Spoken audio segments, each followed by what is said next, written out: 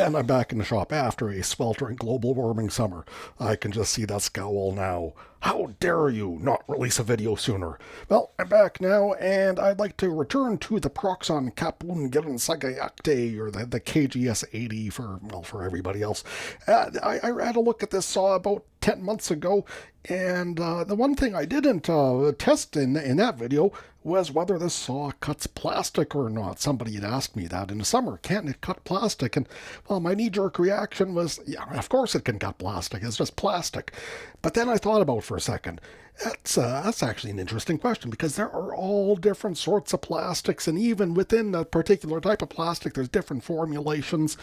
Plastics are all generally soft compared to metal, but they do have different properties. Some are brittle, some form a stringy mess when you try to cut them.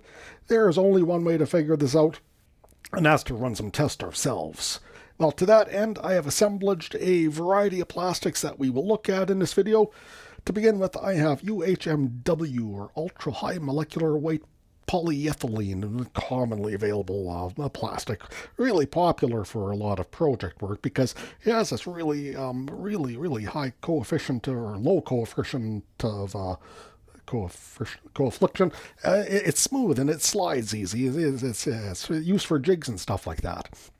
Anyways, yeah, I'm going to cut this. Dudley Toolwright.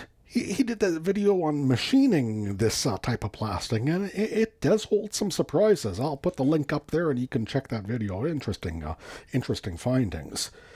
After the UHMW polyethylene, I got some propylene. I have an old Weehaw screwdriver handle. We'll sacrifice this to the gods of science. Polypropylene, and here's a thinner sheet of polypropylene, quite flexible. Polypropylene used in a lot of casements because it doesn't break. It can handle a lot of stresses. So I'll take a look at that. After that, I got some more, I guess it's consumer plastic. This here is a CD case. This here would be polystyrene.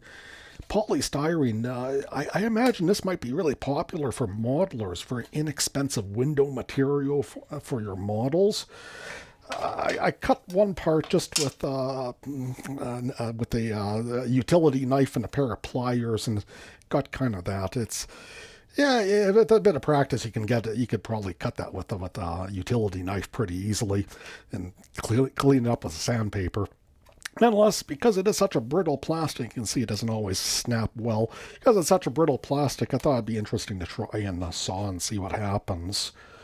So after that, we got some other transparent material. This here is polycarbonate, really super tough plastic. I've already scored with a utility knife.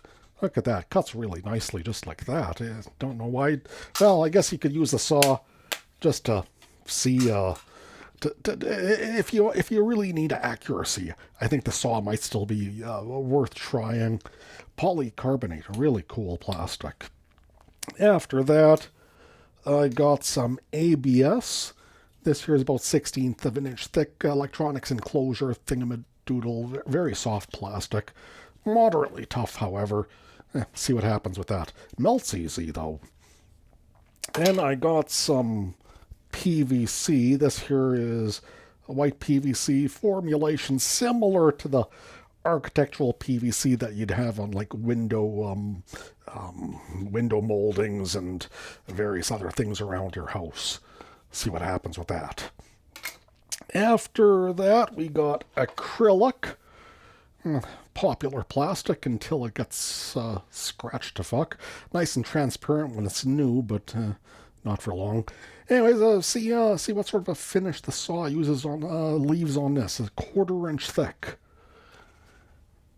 After acrylic, then what do I got? Oh, I got some more PVC tubing, fairly rigid.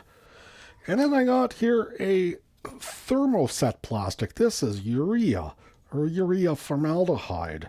A lot of outlet covers use that because it's nice and stiff and it doesn't scratch too easily.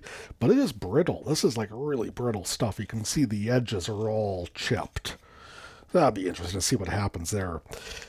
And then after that, I got some challenge pieces. I got a little fiberglass circuit board. This will be interesting. It's a little rubber foot. It's not really rubber, it's an elastomer.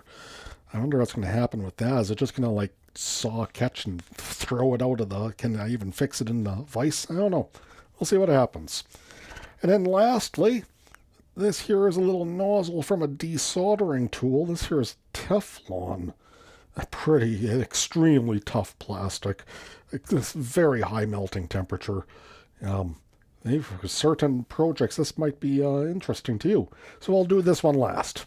Well, let's get cutting. UHMW.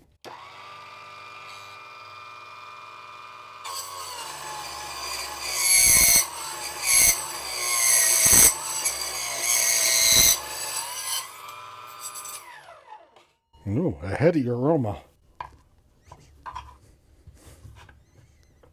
Not the loveliest finish, but it cut reasonably easy. Some thin polymonopropylene.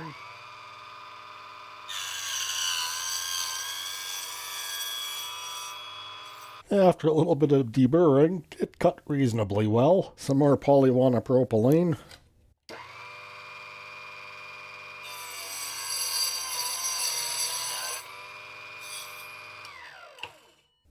Interesting finish. And lots of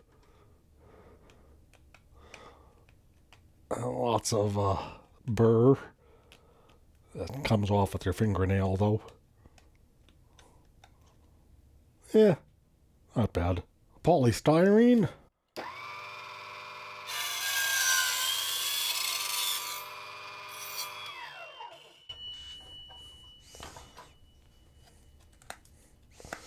Yeah, burr is a little bit melted on, but comes off the fingernail.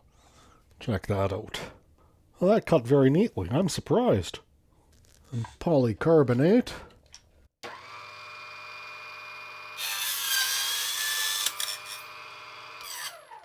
Ooh, that one shattered.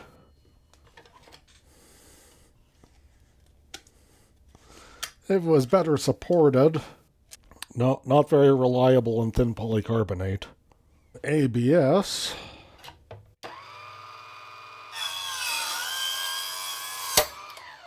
Whoa, yeah.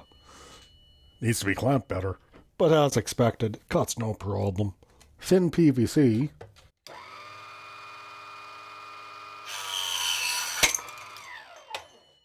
Another one, this thin stuff, you gotta clamp it in better than I'm doing. Look at that. Much like ABS, it cuts just fine. Some PVC tubing.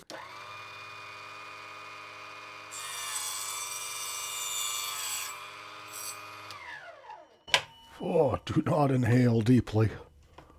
Well, that cut very nicely. 1/4 inch acrylic.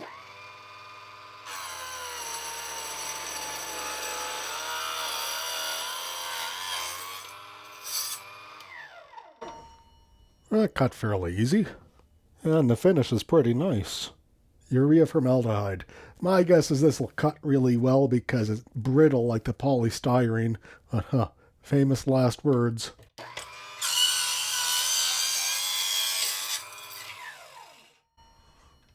No, it cut actually quite well, but a little bit beyond the capacity of the saw. And exactly as expected. Perfect. Beautiful cut. Fiberglass circuit board. My guess is this will cut no problem, but you do a lot of these and you'll fuck up your saw blades. Damn blade guard.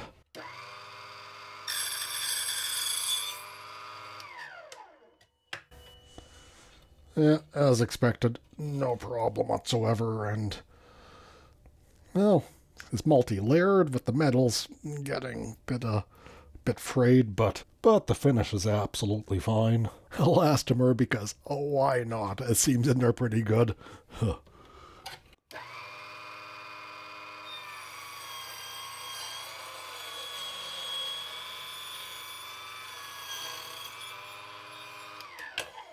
Well, I didn't expect that whatsoever. That cut actually really well. Except for this frayed edge at the end. cut reasonably well. And finally, Teflon.